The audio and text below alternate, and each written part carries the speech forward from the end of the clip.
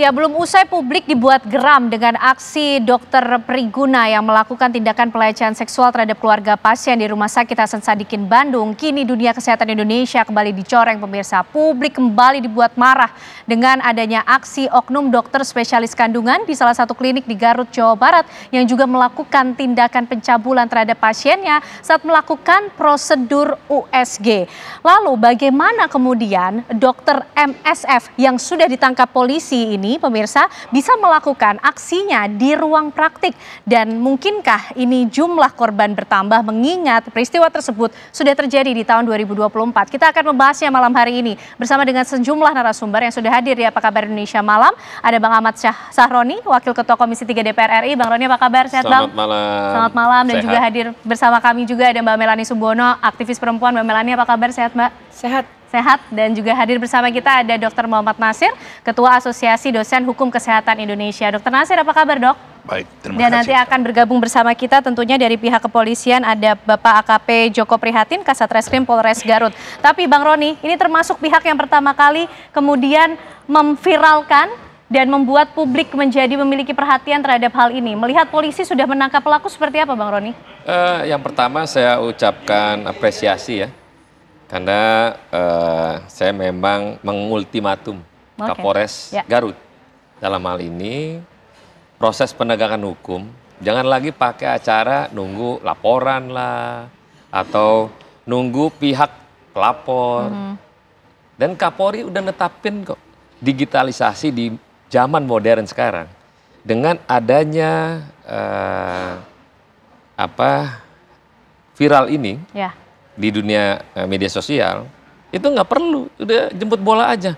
Kan gampang kok ngelihat videonya, analisis dan diambil duduk perkaranya, ini apa, kejar orangnya. Makanya saya ultimatum kemarin. Jadi bukan tidak hal yang sulit begitu ya? Sangat terbuka, udah nggak bisa diapa-apain lagi. 1 kali 24 jam kalau nggak ditangkap, saya minta Kapolri untuk ganti Kapolresnya. Tapi ini belum 12 jam, yang bersangkutan sudah menangkap si dokter cabul ini. Sayang, seribu sayang karena institusi kedokteran jadi rusak cuman gara-gara hal sepele seperti ini. Betul. Nah, ini yang menjadi perhatian publik adalah situasi rumah sakit dengan para spesialis kan jadi dirugikan. Herannya di situ dia menerapkan USG gratis. Tidak ada daftar nama. Itu aja udah modus gitu. Betul. Tapi karena orang wilayah terkadang pada yang orang-orang hamil itu ini lumayan lah gratis misalnya, why not gitu, dan dipersilakan masuk. Padahal itu sebetulnya sudah menyalahi prosedur yang itu seharusnya. Aja udah jelas kalau dia mau secara gamblang ya, secara gamblang dan terbuka dan niatannya baik, kan dia punya niat baik, USG gratis gitu. Nah tapi kan tidak dilakukan, susternya nggak ada pula. Tidak ada yang mendampingi. Itu aja pas kita terima laporan dari masyarakat ke saya itu, saya analisis dulu. Oh, lihat gitu ininya apa gitu. Yang paling menyedihkan adalah ini pelecehan seksual bukan sekali 2 kali, 10 kali. Oh, itu yang dimiliki informasinya ke Bang Roni ya? 10 kali, yang berani lapor hanya 2. Yang 8 nggak berani karena dia bilang aib lah. Dan yang lebih pedihnya adanya, istrinya gugat cerai dan perceraiannya itu karena faktor si dokter ini melakukan pelecehan sama pembantunya. Jadi sudah ada catatan-catatan tersebut. Jadi ternyata yang kemudian memperkuat bahwa indikasi dia melakukan tindak pidana mutlak dah. Oke, Bang Roni, sampai situ dulu. Mbak Melani, kita lihat ini korban-korbannya yang sudah pasti perempuan. Kemudian ini menjadi keprihatinan kita ketika itu terjadi di ruang praktik, dilakukan oleh oknum dokter, profesi yang mulia, di mana para pasien memberikan kepercayaan penuh kepada para dokter ini, Mbak Melani. Ya, kalau terlepas dari itu ya, saya berharap sisa 8 itu juga berani maju ya. Betul. Biasanya orang kita itu kan kalau ngelihat belum ada banyak yang maju, mereka masih diam. Ntar giliran makin banyak yang melapor, semoga yang lain juga berani maju. Anyway, ya korbannya perempuan lagi dan disayangkan karena buat saya itu dokter adalah salah satu orang yang we trust kita benar-benar percaya dengan apa yang lo akan kasih ke dalam badan kita menyerahkan badan kita, apalagi itu perempuan ya, dan dokter yang spesialisasinya di bagian-bagian emang yang sensitif, itu kita benar-benar butuh trust, dan ternyata itu dilakukan seperti itu gitu. Tapi menurut saya pribadi ini juga kombinasi yang memang salah, totally salah gitu. Apalagi dokter itu kan tidak perlu diawasin pun lo udah punya sumpah. Mengucap sumpah apa segala macam itu ada, nggak ada pengawas, harusnya tidak boleh dilakukan. Tapi juga adalah kombinasi dengan orang kita yang sangat nggak enakan gitu. Boro-boro kita berbicara soal USG atau apapun gitu ya, kadang-kadang kita dikasih obat, kita nggak tahu itu obat apa, mau nanya sama dokter, aduh nggak enak nggak enak nanya, lo kita bayar, dan itu akan masuk ke badan kita, tetap aja nggak enak lah, ntar aja lah.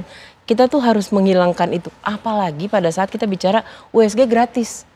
Kita udah dikasih gratis, nggak enak lah nanya, nggak enak lah minta didampingin, nggak enak lah itu, nggak enak lah apa. Jadi buat aku selain ya yang ngerti pidana atau pendampingan itu udah paham ya, tapi kalau gue pribadi pengen ya itu dari perempuan, pasien atau apapun, baca deh hak-hak kita tuh berhak nanya, berhak ditemenin, berhak sebagai segala hal pasien itu. pun juga perlu mendapatkan edukasi bahwa ada hal-hal yang kemudian harus disadari bahwa boleh dan tidak boleh dilakukan. Iya, kita boleh nanya, ini untuk apa, kenapa, saya mau didampingin, itu boleh. Itu boleh. Oke. Dan itu yang perlu kemudian, literasi itu perlu ditambah juga kepada masyarakat luas. Betul. Ketika kemudian memberikan kepercayaannya ya Mbak, kita bicara di ruang kesehatan ini, begitu Mbak. Jangan iya aja, makanya gak usah USG, sekedar obat aja kita berhak nanya, ini obat apa gitu. Oke, kita tangkap poinnya dari Mbak Melanie. Dokter Nasir ini tadi sudah sempat disinggung, USG-nya gratis, dari kliniknya memberikan seperti itu. Itu sebetulnya hukumnya bagaimana sih dok? Termasuk jangan sampai kemudian karena gratis diperlakukannya tidak sesuai prosedur. Iya. Jadi tadi wakil kita di DPR yang terhormat Pak Sahroni kan tadi sudah menyatakan bahwa ada rangkaian kegiatan orang ini yang sebetulnya semuanya melanggar kepatutan, melanggar norma hukum dan juga norma etika profesi. Tapi saya ingin mengingatkan bahwa pembuat undang-undang kita sebetulnya sudah merangkum ini semua di dalam hukum positif kita. Pasal 285 KUHP itu sangat jelas bahwa mengatakan bahwa sebuah perbuatan yang melakukan persetubuhan dengan wanita yang bukan istrinya, persetubuhan itu artinya ada penetrasi di dalamnya, itu apalagi dengan tipu daya seperti ini, itu ancaman hukumannya 12 tahun. Di dalam undang-undang lain, Undang-Undang Nomor 12 Tahun 2022 tentang tindak pidana kekerasan seksual pada pasal 6C itu juga sangat jelas menyatakan melakukan hubungan seksual dengan orang yang dalam keadaan pingsan atau tidak sadar, itu juga ancaman hukumannya 12 tahun. Apalagi ini pada pasal 15 undang-undang yang sama juga menyatakan dilakukan oleh tenaga medis, tenaga kesehatan, itu 15 tahun. Artinya pada pasal lain juga menyatakan bahwa kalau itu dilakukan oleh tenaga profesi seperti ini, ditambah sepertiga. Dari rangkaian hukum positif ini tidak ada jalan lain. Pelaku-pelaku seperti ini harus diancam dengan hukuman yang berat. Termasuk kemarin juga soalnya Ibu Wamen PPA juga sudah menyampaikan kalau perlu hukuman kebiri kimia gitu Dokter Nasir. Ya, itu hal lain. Tapi saya mau sampaikan dulu bahwa ya kebiri kimia bisa saja. Walaupun itu masih kontroversial, tapi sudah ada PP-nya.